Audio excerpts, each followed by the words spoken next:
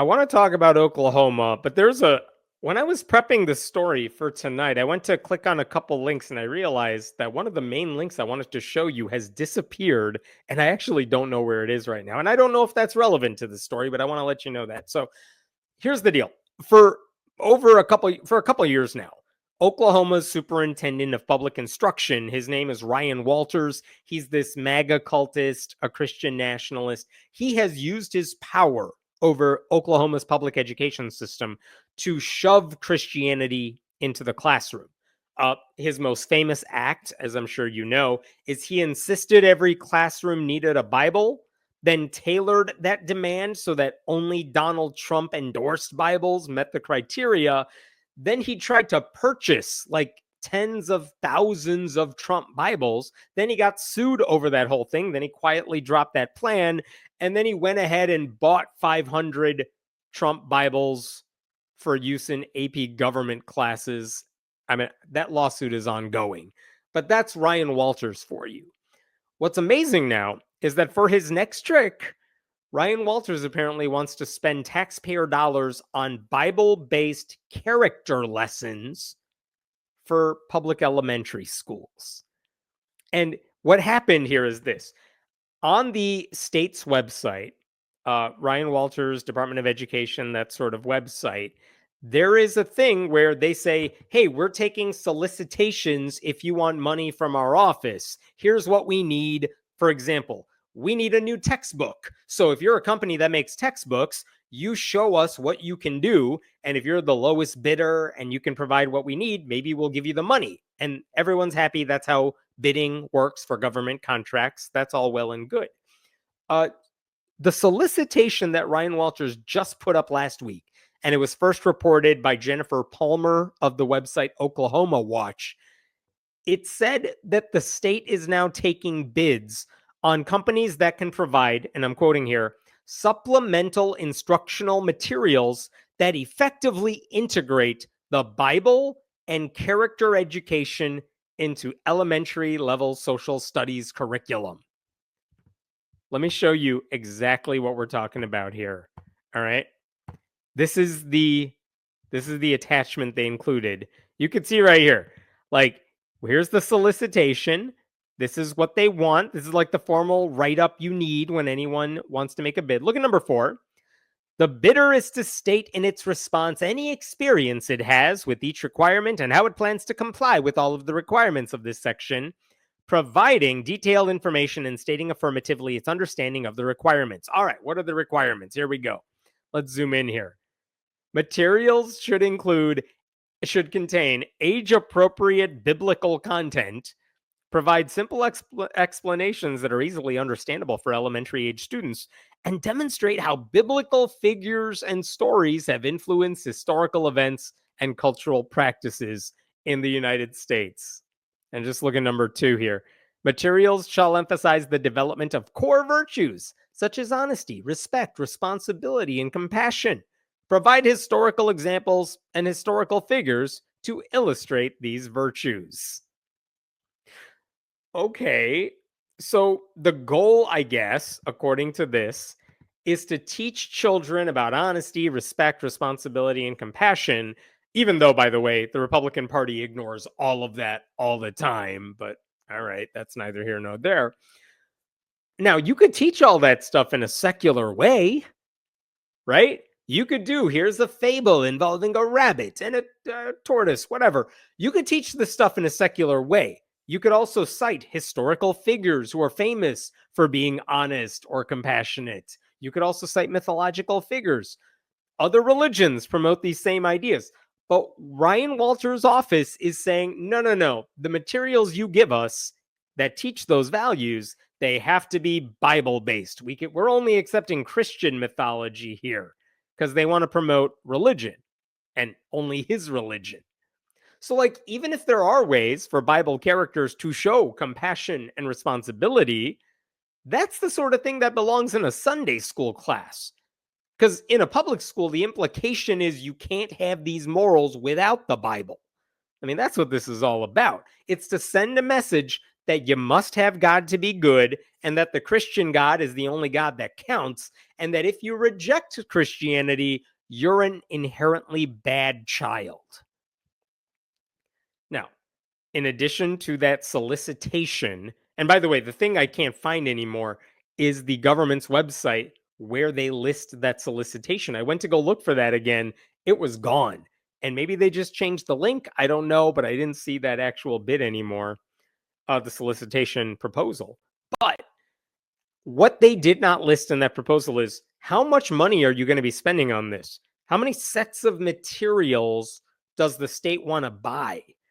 And when a local news channel asked Ryan Walters' office about this is a local news website, News 4 contacted the Oklahoma State Department of Education, I believe, to see what sort of price tag could come with this request for proposal or what the price points could be. You know, we contacted them. We asked what Superintendent Walters, bad grammar, why this RFP is needed and what the expectations are with buyers. We'll provide more information when it becomes available, which is a newsy way of saying they won't get back to us and answer any of these questions. So Ryan Walters is not saying how much this is going to cost, how many sets of material they need, who knows. But for what it's worth, this is all illegal. Oklahoma's constitution specifically says you cannot spend public money to promote religion. But that's all this is. It's spending public money to promote religion. In an article at Oklahoma Watch, check out this quotation right here. This RFP seems to be another constitutional violation. This is from an attorney for Americans United for Separation of Church and State. And he actually sued Ryan Walters for all those Bible purchases a while back. It seeks to inject the Bible into public school curricula and only refers to the Bible and doesn't refer to any other religious texts. So it's clearly a move to push Christianity, he said. And of course, he's right about that. None of this comes out of nowhere, though. Like, this RFP actually continues something Ryan Walters started back in December.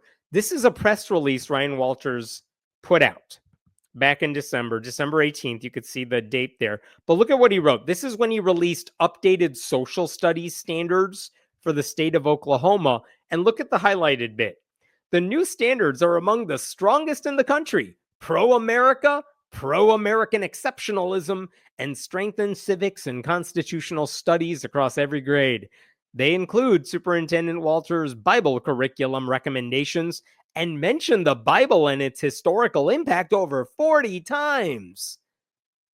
Like, no one was asking for that. What the hell are you talking about? And this is the statement from Ryan Walters. Oklahoma is putting the Bible and the historical impact of Christianity back in school. Like, he just put it out there. The part that's going to be mentioned in the lawsuits, he just put out there. So I made a video about the new social studies standards and how they tried to incorporate the Bible in it. Well, this new request for proposal is exactly that. He wants to now use the Bible to teach character education, and he wants taxpayers paying for it, right? It's all BS. It is so frustrating that this is going on.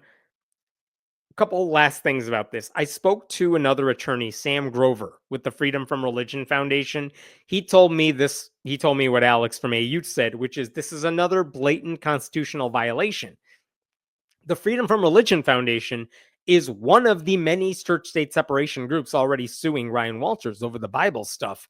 And Sam Grover told me they will probably just update their lawsuit to include this new directive, this new request for a proposal to teach faith-based character lessons. They're just going to update their lawsuit to say, look, we have more evidence of him trying to use taxpayer money to promote religion. The other thing I would just want to let you all know, if you're not aware of it, is that the Republican governor of Oklahoma is Kevin Stitt. I believe he's term limited out, so he's not going to be running for governor next year. Kevin Stitt does not like Ryan Walters at all. He has waged a cold war on Walters because Ryan Walters is deeply unpopular. Teachers hate him. The public doesn't like him messing with their schools, their school boards, the curriculum, all that stuff. Ryan Walters has an audience of one, and it's Donald Trump. So people hate Ryan Walters. Kevin Stitt's like, you are making me look bad. I don't like you. So recently, Kevin Stitt replaced 3 members of the Board of Education. These are the people who would have to vote on Ryan Walters' policies. And I don't know how that relationship ends, but it's not going to end well, which is fantastic because you have 2 horrible groups of people fighting each other. So, hey, at least there's a silver lining to all this. All right, what do we got here? What questions? I'm going to all caps this. Why do we have to fight our own public servants to compel them to obey the laws and Constitution? Okay, rant done. Yeah, I agree. You shouldn't have to fight your elected officials to make them do their jobs. But Republicans no longer care about the laws or the Constitution. So apparently they need to be pressured into doing the right thing all the time. It's like religion. You cannot expect people who are religious to do the right thing because for a lot of them, their religion opposes you doing the right thing, the moral thing, the obviously moral thing. So they need to be pressured into doing it. So, I mean, this is not new. This is not something that we just figured out with Donald Trump. This was true with George W. Bush. It was true before him too. You can't expect Republicans to do the right thing when their entire party is always steering them away from doing something that will help people.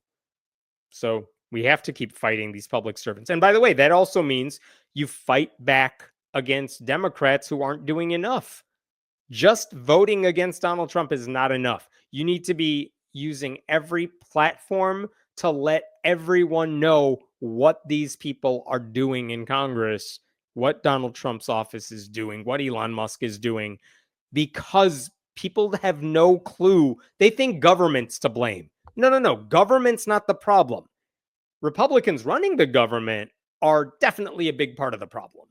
So they have to not be afraid to say that out loud and figure out ways to do it effectively. Like AOC does a great job of it. Maxwell Frost, another Democrat, does a great job of it. Jasmine Crockett's been fantastic. Jamie Raskin. But you have way too many Democrats who are too afraid to say the obvious. I would love if a child utilized malicious compliance for that. Teacher, write an essay on how the Bible influenced U.S. history. Child writes an essay on how Southern Baptists supported slavery. Love it. I love that idea. But also, I don't like that we have to put the responsibility on children to do the malicious compliance here. Like, let's see some teachers do it. Let's have some pink-haired, godless heathens, like we talked about last week, teach these Bible classes that show people what the Bible actually says. Because if you let us choose which verses to talk about, turns out there's a lot of options to make people really not like the Bible. Did you hear that the Supreme Court will rule on the St. Isidore school case? Yeah, I think I actually made a video about this a couple of weeks ago. But yeah, Oklahoma's attorney general said we cannot have a we cannot have a publicly funded charter school that happens to be Catholic, that violates our own state constitution. The Republican attorney general made that argument. The Republican Supreme Court of Oklahoma said, yeah, we cannot allow a Catholic charter school to be publicly funded. And now the Supreme Court, U.S. Supreme Court, has taken up that case, and who knows what they're going to do. And that's not great that they even chose to look at it because there's no controversy here. It just shouldn't be happening.